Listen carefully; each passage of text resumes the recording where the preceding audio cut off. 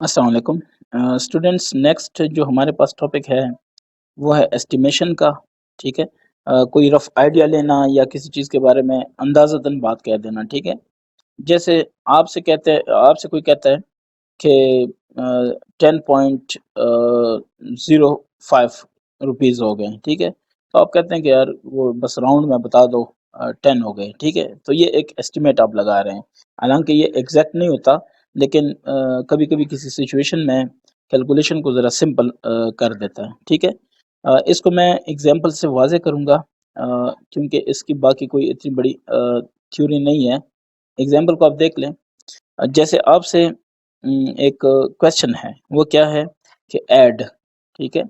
Add मैं आपको estimate बताऊंगा कि एस्टिमेट से क्या फ़र्क पड़ता है। ठीक है ना। तो पहले सिंपल कर लेते हैं। 8 5। ठीक है। 8 2 8 2 5 9। ठीक है। 8259 प्लस ये आपने ऐड करना है 4820। ठीक है ना।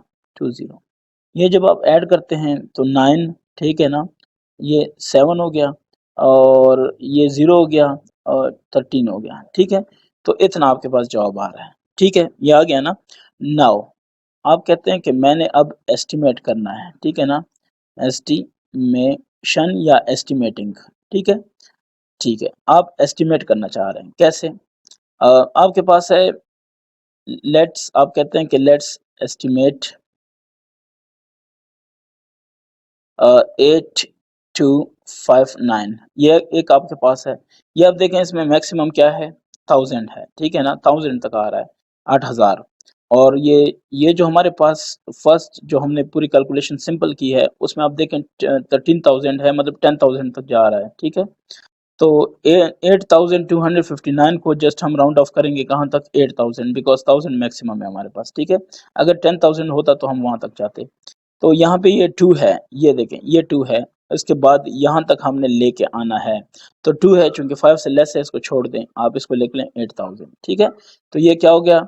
ये हो गया टू नियरेस्ट 1000। ठीक है, इसको कहेंगे नियरेस्ट 1000। ठीक है। ये आपके पास हो गया क्या? नियरेस्ट 1000। ये हो गया। अब आप कहते हैं कि सेम जो दूसरा है इसका भी कर लेते हैं। तो दूसरा कौन सा है आपके पास? 4820। इसको नियरेस्ट 1000 पे लेके आएंगे तो ये 5000 बनेगा। क्यों?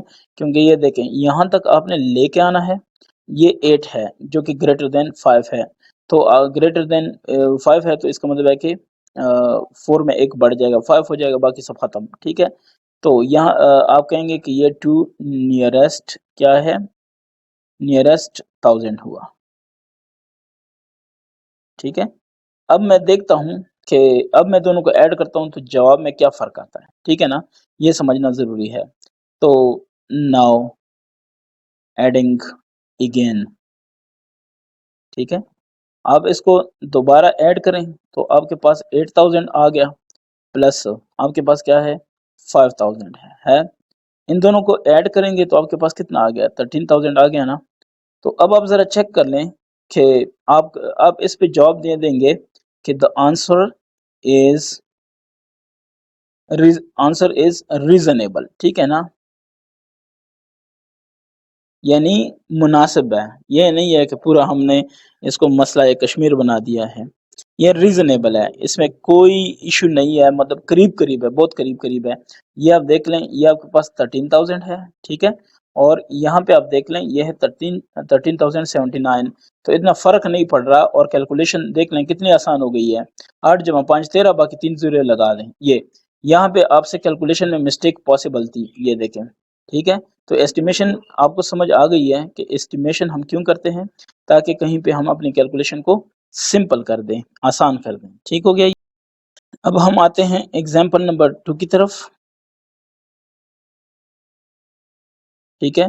इसमें आपसे कहा जा रहा है कि एस्टिमेट करें,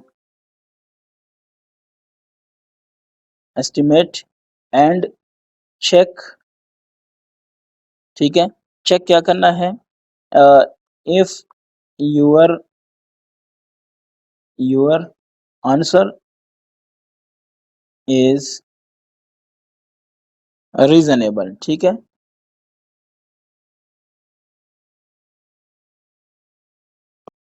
अच्छा, अब इसको देख लें मैं इसका क्या करता हूँ, ठीक है। क्वेश्चन आपके पास जो है वो है 24,000 फिर 419, ठीक है। जो कि किताब में आप क्वेश्चन में देखें गलत है, लेकिन जो आंसर में है वहाँ पे ठीक है। और 13,000 कितना है? 488, ठीक है। ये तो आप अगर इसको सोल्यूशन करते हैं, ठीक है, तो आप इन दोनों को लिखते हैं कि 24,490 माइनस 13 13,488, तो ये आपके पास राउंड अबाउट आ जाता है 11,002, ठीक है। अब आप इसकी एस्टिमेशन करना चाहते हैं, ठीक है ना। लेट्स एस्टिमेट एस्टिमेट ठीक है। अब एक इसको एस्टिमेट करना चाह रहे हैं तो आप क्या करेंगे? 24,000 जो है आपके पास, ये 24,490, ठीक है। इसको आप लिखेंगे 24,000, ठीक है ना। वहाँ पे भी देखें, ये इसमें आ रहा है 11,000, तो यहाँ पे 24,000, और उसके बाद नेक्स्ट जो आपके पास आ रहा है 13,488, तो ये आपके पास आएगा 13,000 पूरा, ठीक है। तो अब ये आ रहे हैं आपके पास, इनको हम सॉल्व करते हैं, सही है ना। तो लेट्स सॉल्व सॉल्व करेंगे तो क्या है, ये आपके पास 24,000 है माइनस 13,000 है, ठीक है। ये जब आप माइनस करते हैं तो ये आपके पास क्या आ रहा है? 11 फिर 1000, ठीक है। 11,000 आपके पास आ रहा है। जब 11,000 जो आपके पास आ रहा है, इसमें अगर आप गौर करते हैं तो ये बहुत इजी हो जाता है, यहाँ पे कैलकुलेशन करना बहुत इजी हो जाता है बनिस्बत ऊपर वाले के, ठीक है। तो हमारी एस्टिमेशन से कोई जवाब पे कोई इतना असर भी नहीं पड़ रहा, और कैलकुलेशन भी बहुत इजी हो जाती है। यहाँ पे मैं एक आपको पर्सनल एक नोट देता हूँ, कि जो मैं अपने एक्सपीरियंस से बात करता हूँ। ये देखें, ऐसा नहीं पॉसिबल है कि आप जैसे 24,000 है, इसमें आप 4 तक ये सारा कुछ ख़त्म कर दें, नहीं। क्यों? क्योंकि यहाँ तक अगर हम ख़त्म करेंगे तो ये 490 है, फिर भी रीज़नेबल है। अगर आप 4,490 हटा देते हैं तो आपने तो ठीक-ठाक एक बड़ा हिस्सा इस पूरी रकम का, इस पूरा जो नंबर है आपके पास, इसका बहुत बड़ा हिस्सा आपने काट लिया।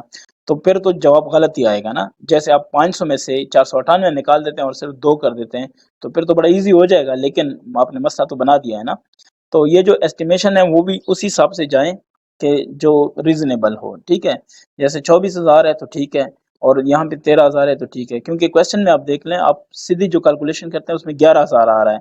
इसका मतलब है कि 10,000 की रेंज में जा रहा है, लेकिन 10,000 के साथ जो 1000 है वो भी लगा है। तो सेम आपने जब एस्टिमेशन करनी है तो उसमें भी जाना तो 10,000 की रेंज में है, लेकिन उसके साथ जैसे 20 के साथ 4,000 है तो 24,000, ये पूरा आपने एस्टिमेट करना है। ऐसे ही 10,000 के साथ 3,000 भी है तो 13,000 एस्टिमेट करना है, ठीक है। तो फिर जब आप काम करेंगे ये आसान हो जाएगा। Thank you very much. Exercise में इनकी मज़ीद वज़ाहत होगी।